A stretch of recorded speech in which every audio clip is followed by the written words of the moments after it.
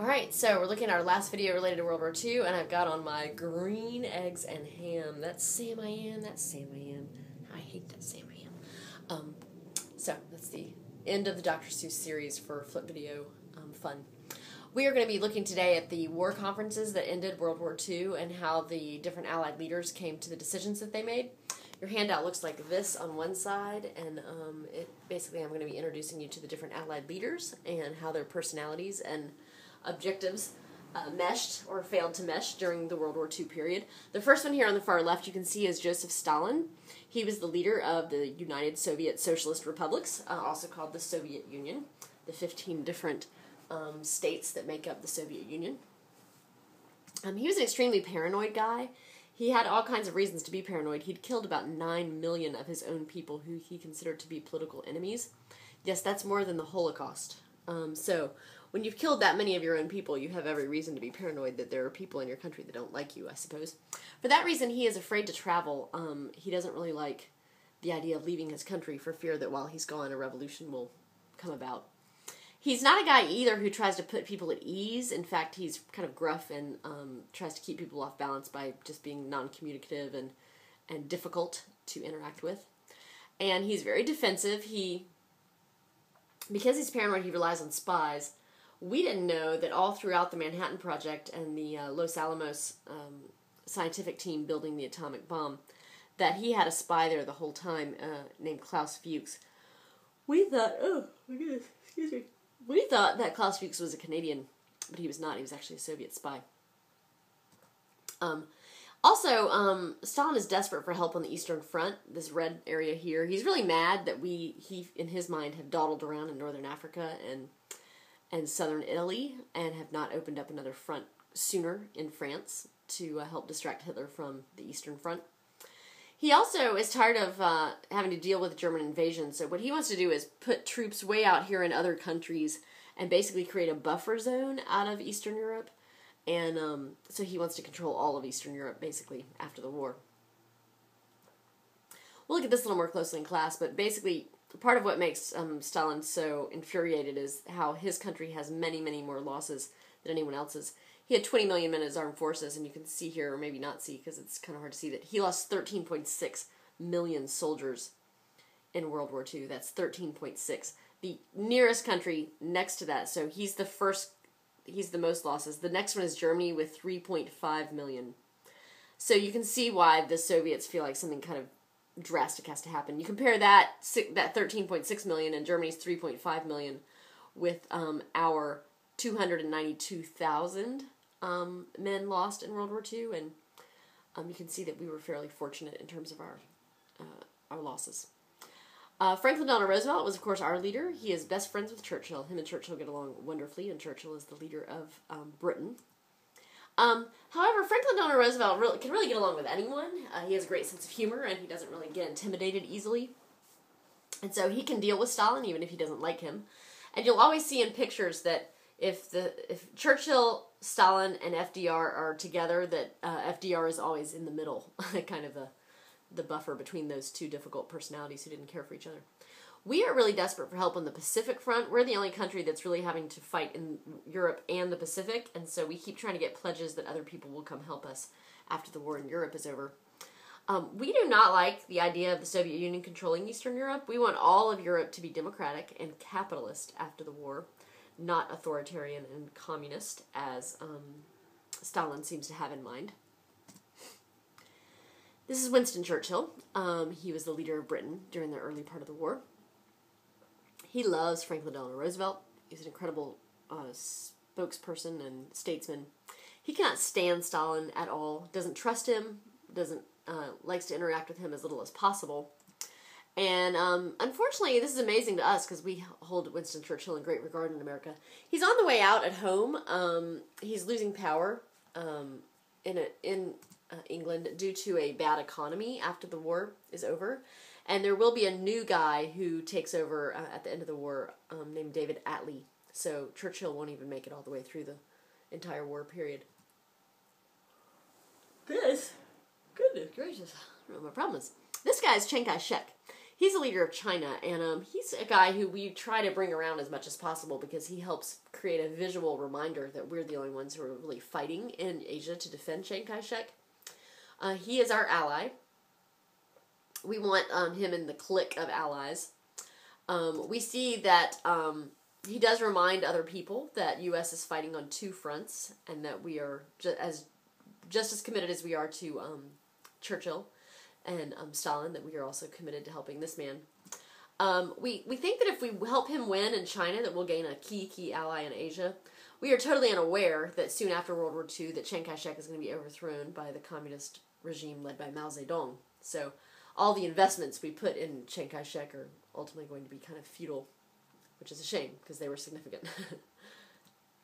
And then, of course, kind of a supporting actor is Harry S. Truman. He is our president when FDR dies, and he'll be at the last major conferences, including the one at Potsdam, where we reveal that we have an atomic weapon. Harry S. Truman is very underestimated. He is not a professional politician. He didn't really come into public office until his 50s, was the first time he held any public office.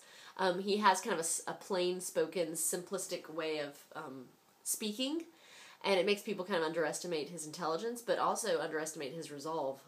He was extremely tough and willing to make tough decisions. So while Stalin looks like a tough guy, Harry S. Truman does not, but he really is. He is really got a backbone, which will serve him well in the time he is president. Truman really doesn't go along with Stalin either, doesn't trust him as far as he can throw him, so our relationship with the Soviet Union will not be great after FDR's death. Not that it ever was before, but you got the idea. If you flip your piece of paper over, you can see that here are the places where the Allied leaders met at different times and the different decisions that they made. The first place that they met was in Cairo, Egypt in November of 1943. This is after we have freed North Africa from German and Italian control.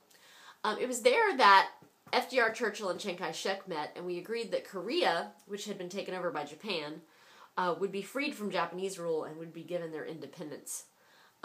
So there will be an independent country of Korea. Also that Taiwan is going to be returned to China from Japan. Japan had taken over Taiwan, so the status of Taiwan was controversial, and they agreed to give it to China. Then they meet again in Tehran, Iran, or Iran, depending on which way you like to pronounce it. But this is a British colony, and they agree, FDR, Churchill, and Stalin. You can imagine Stalin's not too excited to be there since he doesn't like to travel. We agree that the U.S. and Britain are going to open the second front in Europe, and this was something that Stalin was very insistent about, that we do this and take off the pressure off their country. Also, the Soviet Union promised that they would come help us beat Japan after Hitler is defeated. So you can see that there's kind of a I'll scratch your back, you scratch mine kind of sensibility going on with the Soviets. Then we meet in Yalta in the Soviet Union, so Stalin is a lot more comfortable now because we're on his home turf. It was at Yalta that we agreed that we would not just shoot Nazi and enemy leaders upon seeing them, that we're actually going to round them up and hold them to trial, and that their victims would be allowed to come present evidence against them. This is kind of this claim that, it's really easy if you win a war to kind of spike the ball and very harshly deal with all your enemies. And while that might be satisfying in terms of a revenge frame of mind, it doesn't give a lot to the victims of those atrocities to have an opportunity to have their day in court and really put out to the world every single thing that was done by these war criminals. Also, it just shows our commitment that we are a country of laws, and that we are not some kind of kangaroo execution-style country. So it's World War II where we hold these trials called the Nuremberg trials, and we kind of make this claim that we are first-rate nations. We do things right. And we still do that. So when we found Saddam Hussein, for example, in Iraq, when we were in war in Iraq, we didn't pull him out of that spider hole and shoot him in the head. No, we had a trial. We showed that he deserved fully the execution that was awaiting him. So that was an important commitment to that was made during this time period, has continued up until the present. And why it was kind of controversial that we didn't hold Osama bin Laden in trial, that instead he actually was shot rather indiscriminately, and then his body was buried at sea. We also agreed that we'll get rid of the League of Nations since it was never very successful either, and we'll have a United Nations. The United States is going to be fully on board this time. Instead of not joining the United Nations, we will host it in New York City.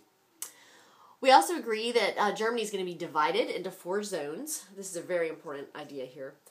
We've got to rebuild Germany. So we do learn something from World War I. The lesson we learned from World War I is, hey, don't punish your enemies. Instead, you should try and rebuild them and make them into friends. So we're going to take Germany and divide it into 4 zones that are going to look like this. And let me scoot this over. Each of those zones is going to be controlled by a different country. So the this part here is going to be rebuilt by Britain. This part here is going to be rebuilt by the United States. This part here is going to be rebuilt by France. And this part here is going to be rebuilt by the Soviet Union. Now, furthermore, in the Soviet Union sector here, there's Berlin, the capital city.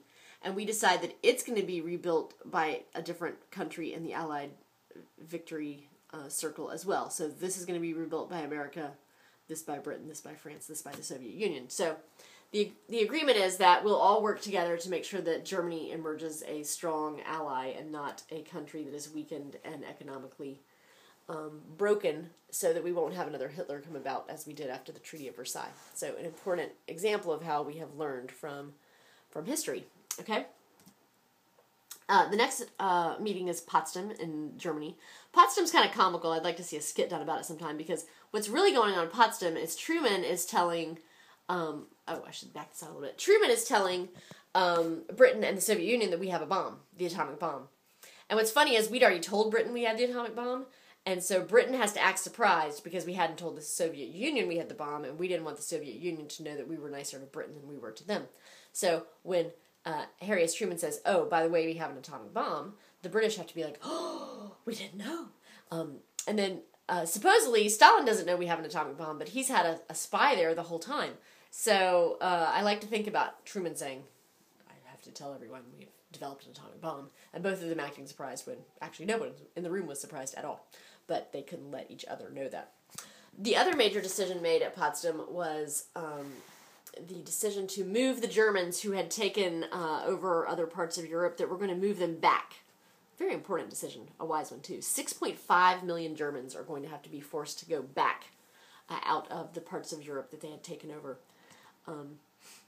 In San Francisco, we have another meeting, and the representatives of 50 different nations get together to start planning the United Nations. And they set up the United Nations. They agree that all nations could have a seat in the General Assembly. That was kind of a funny exchange. The Soviet Union claimed they should have 15 seats because they have 15 states. And we said, oh yeah, well we have 50 states, so I guess we get 50 seats. And it was finally determined, no, that was stupid. We would all get 1.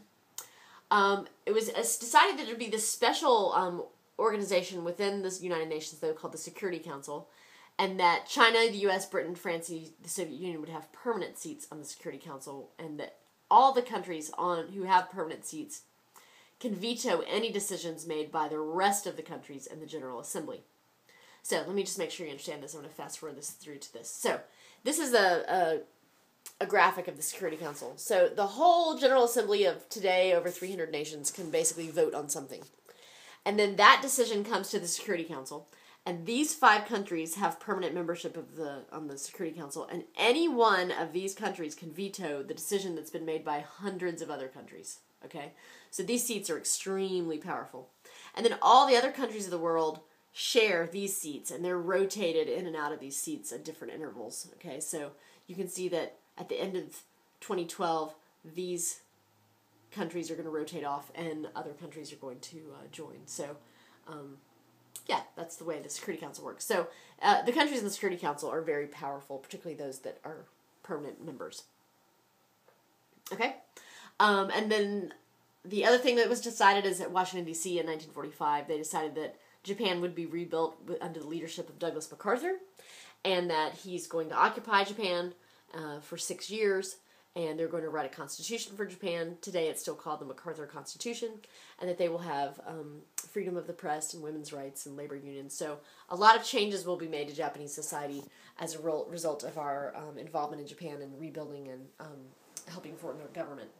I don't know if I told you that the leader of Japan, his name is Hideki Tojo, he actually tried to commit suicide upon our winning the war, and he failed, though. He tried to shoot himself, and he didn't do it quite correctly. So we nursed him back to health, and then we put him on trial, and then we executed him. So kind of a strange set of circumstances there. Okay, so that is how the major decisions were made in the war, and I think you're pretty much going to be ready for your test. Hope you feel that way too. See you later.